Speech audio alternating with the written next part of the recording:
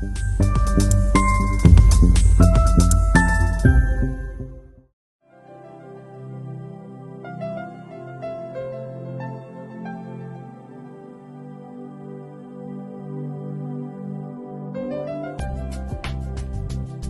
bruxismo. El bruxismo es el acto compulsivo de apretar o rechinar los dientes sin ningún interés funcional. El estrés y la ansiedad son a menudo las causas más frecuentes.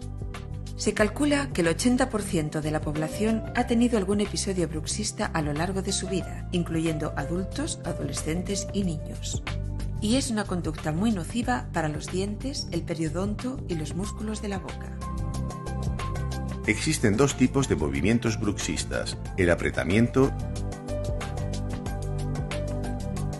y el rechinamiento, siendo este último el más dañino. La manifestación más común del bruxismo es el desgaste de los dientes. También podrá causar sensibilidad dental y fisuras, o incluso fracturas y desprendimientos de restauraciones. Además, puede producir la pérdida de anclaje de los dientes.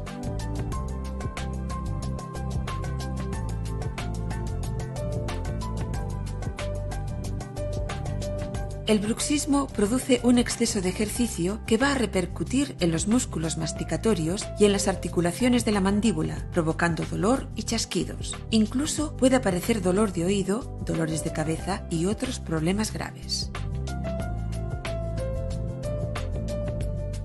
El bruxismo puede ser diurno o nocturno, siendo este último el más frecuente y que a menudo pasa desapercibido.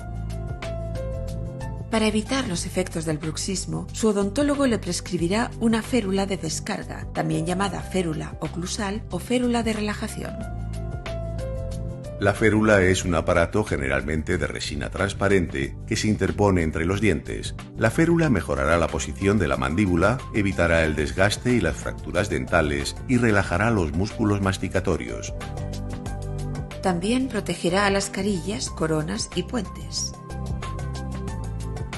Sin duda, la férula es el tratamiento dental más conveniente ante el bruxismo, ya que ofrece excelentes resultados a medio y largo plazo.